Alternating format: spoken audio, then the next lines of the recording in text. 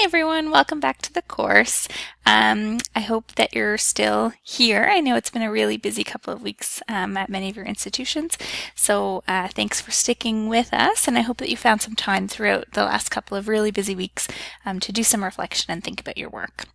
So now that you've done the mapping of your portfolio, and hopefully you've had some time to go through your potential artifacts. Now it's time to start putting it together. So tying your pieces together to tell a story to your audience. And the way that we do that is through reflection. So the conversation that we're going to have, or I'm going to have with myself, and hopefully you'll watch this at some point. But what I want to talk about today is the process of how you tie those things together.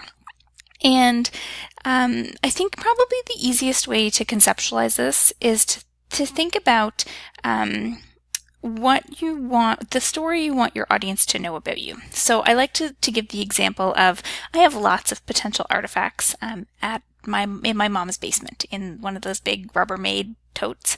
But if I wanted to tell somebody the story of my life, I wouldn't bring in that Rubbermaid tote and plop it on the desk and say, here's everything you need to know about me. What I would do is I would choose pieces and set them up and frame them in such a way that it communicates to my audience the story I want them to know.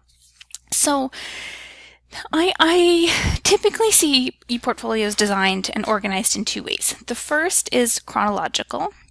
So here's what I did in high school, here's what I did in my undergrad, here's what I did in my master's, here's what I did in my first job, my second job, my third job, and so on. So that chronologically you tell that story of I started here and now I'm here for whatever reason, whether that's for a job hunt that you're doing or a conversation with a mentor or a supervisor about where you want to go next or those types of things. There's lots of different reasons you would use a chronological portfolio. The other real type of portfolio I see is one that's competency-based. So where you might say, I'm going to demonstrate all of my skills related to supervision, and I'm going to pull examples from my time as a student staff and when I was supervised in my early career, and now the people I'm supervising and the team development I've done, and I'm going to tie that all together in a story that tells my audience about my supervision skills.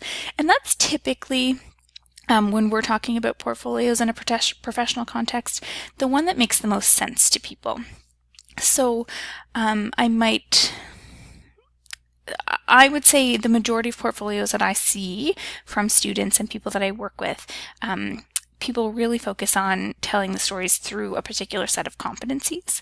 We're very fortunate that Caucus has released the Student Affairs and Services competency model for Canadian Student Affairs and Services. So reflecting on those competencies, we have that framework in place. So those 11 competency areas are a very easy way to lay out your portfolio and say, here are the 11 areas that we want to talk about as separate competencies. Of course, they're connected and there's intersections and really cool overlaps between those competencies, but reflecting on your artifacts and your experiences through the lens of the competencies is really interesting. So how you do that, how you tie those things together is the big question for many people. And I think one of the things about reflection that's really important to keep in mind is that we don't do it naturally. It's not something that we're all amazing at just because we're human and we can do that. And when we tell our students to do some reflection, they don't always have those skills prepared either. So reflection is something that you definitely get better at. And hopefully you took my suggestion, my encouragement over the last couple of weeks and spent a few minutes every day jotting some notes or spending some time in quiet reflection about your day, your work, your interactions. Because we only get better at reflection once we do it.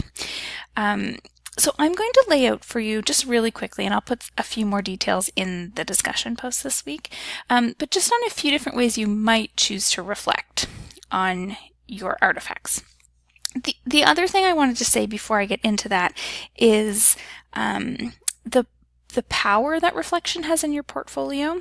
So for example, I used to work with pre-service teachers in a Bachelor of Education program, and when they did a portfolio and they had required content areas. So one was assessment, another was classroom management, another was lesson planning, etc., etc. So the thing that students always grappled with was like, what do I use to demonstrate assessment? Like, how do I choose that? And the thing that's really important is you and I could do the same assignment. I could think that my assignment demonstrates my ability to write a good lesson plan, while another person thinks that same assignment could demonstrate assessment or differentiation or a new instructional method or different things. So we can have the same type of artifacts that demonstrate different skills. Similarly, in one portfolio, I might use an artifact to demonstrate something, and in another context, I might use it to demonstrate something else. So the reality is your artifacts don't just do one thing. So you're not going to have an artifact that says, this demonstrates that I have great written communication skills and nothing else. Of course, you have other things that you can demonstrate through that artifact. So I could use one artifact to demonstrate writing skills, research, critical thought. It could be, I use an artifact sometimes to demonstrate, I use a first draft and a second draft to demonstrate my ability to accept feedback. So there's lots of different ways that you can frame your artifacts to demonstrate different things. And that's why reflection is so important, because I could hand you a research paper that I wrote, and what you take from it might not be what I think you're going to take from it. So the role that reflection plays and the context that you set for your artifacts is critically important to your audience. So if you are using your artifacts or your portfolio to demonstrate your mastery within the caucus competencies, for example, you need to be very specific as to what artifacts you're connecting to what competencies, because I don't know what you're trying to show me unless you tell me what you're showing me. So it's really easy to say, I'm going to collect all these artifacts and dump it in and they're going to speak for themselves. That's not the case, because your audience doesn't have the same context that you do, which is why these different types of reflections are so important.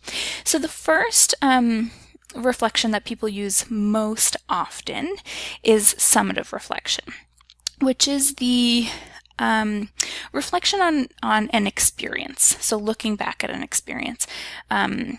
So you might look at it, for example, at a course you took and said, these were the things I learned, this is how I improved, this was my biggest accomplishment, these are the skills I mastered, and kind of looking back is telling the story about where you started and where you ended and what learning took place in there.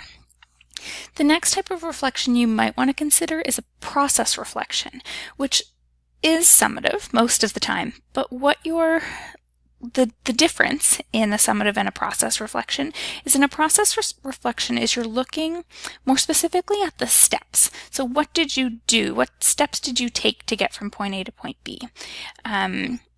What was your learning process throughout? How did that change? What obstacles did you encounter? How did you address those? Did you address them? So the specifics, what went according to plan and what surprises did you face? So the process reflection can be really helpful if you want somebody to understand your thought process throughout. And that can be where you would say, I hit this obstacle and this is how I problem solved it and this is what I learned from that process and this is how I applied that learning moving forward. That process reflection and thinking about your learning or your development as a sequential process could be a valuable tool for reflecting on an experience or an artifact that you have in your portfolio. The next you might want to think of is an evaluative reflection, and that again is looking back at an experience, but instead of kind of looking at a big picture summary or the process, you're looking at it through a more evaluation type lens. So what are the strengths and weaknesses of the experience you just went through, or your response to the experience you just went through? Kind of being specific about where your learning happened, where there's still areas of growth, kind of discussing each piece of work or each artifact, and the strengths and weaknesses of each. That process of evaluating rather than simply contextualizing. The next is probably the one that I gravitate to the most, which is a reflection on learning, which is where you really start to make connections between your experiences. So I think it's very valuable for my learning to reflect on what I knew going in to an experience and where that learning came from. So the theoretical knowledge and my practical experience and how that is tied together, and then reflecting on how the new experience is shaped by and shapes your understanding of the world. So the ideas you come into an experience with, and then what happens to those ideas as you engage in this process of learning. That's my favorite way to reflect, is to really spend a lot of time setting up the context. I think is really interesting and really important to my learning process. What theories or theoretical groundings exist in my understanding of something, and then how does a new experience shape that and get shaped by that. And then finally, the interpretive reflection, which is more about narrative. So the reflection on learning, the one I just spoke to that I really prefer, for me is very about kind of the chronology of significant events and kind of those aha moments and how you reconceptualize things. The interpretive reflection is more about landmarks to your learning. So painting a landscape for your learning throughout an experience or a process. I am not great at crafting narratives, so I tend to stay away from this type of interpretation on learning, but kind of scene setting, dialoguing, and telling a story to your audience can be a very powerful way of shaping your portfolio and the narrative you want your audience to hear. So those are kind of a few different ways. I'm going to post this week a few reflection prompts for each type of reflection process that you could use to play around with your portfolio a little bit.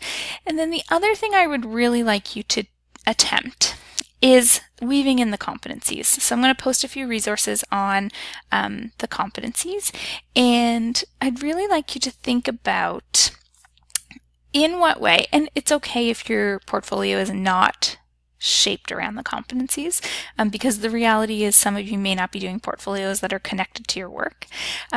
But I'm really interested in hearing about some reflection on the competencies, whether it's using the language found within the competency framework to kind of ground your experiences and your learning.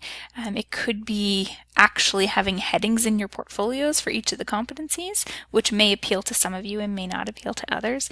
But I would really like to hear some of your intentional thoughts around how you intend to incorporate the competencies into your reflections, whether it's explicitly through naming the competencies or more through kind of the weaving of your narrative and what types of languages and experiences you try to connect together. So that was a lot of me talking, so I really am excited to hear some of your thoughts and questions and feedback on reflections in the discussion forum this week. I know it's been a busy time and some of you have stepped away from the course. Jump back in whenever you're ready. We're here waiting for you. And the final thing I'll say is the Thursday afternoon Google Hangout. There's been a few people showing up pretty regularly, and we've been having some really amazing conversation in there. So please stop in, even if it's only for 10 minutes, stop in, say hi, ask your questions. I think you might find a bit of motivation in some of those conversations. So please join us. I'm looking forward to chatting with you. Have a wonderful week, everybody. Chat soon.